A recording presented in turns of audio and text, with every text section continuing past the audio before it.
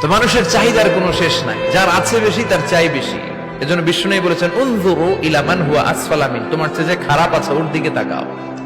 ওয়ালা তানজুর মান হুয়া আ'লা মিন, তোমার চেয়ে যে ভালো আছে ওর দিকে তাকাও না, তোমার চেয়ে যে খারাপ অবস্থানে আছে ওর দিকে তাকাও।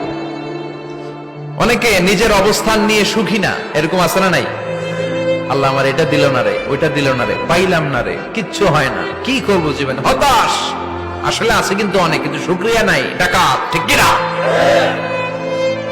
নিজের অবস্থান নিয়ে সুখী না, কিন্তু অনেক লোক আছে তারা আপনার অবস্থানে পৌঁছতে চায়।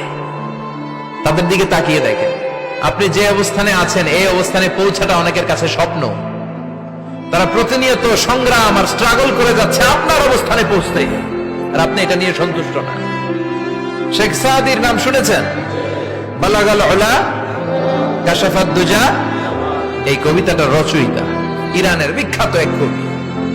উনি একবার আর্থিক সমস্যার মধ্যে দিয়ে সময় কাটাচ্ছেন, টাকা নাই, পয়সা নাই, পায়ে দেওয়ার মতো জুতা নাই।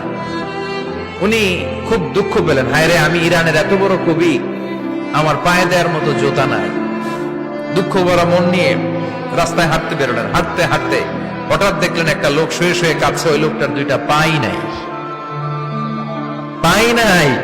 উনি সেজদায় পড়ে গেলেন, আল্লাহর কাছে ক্ষমা চাইলেন, আল্লাহ অনেক দিয়েছো, শুকর আলহামদুলিল্লাহ। এজন্য যেই পরিস্থিতিতেই থাকি না কেন আমরা কি পড়বো? জোরে বলেন, কি পড়বো?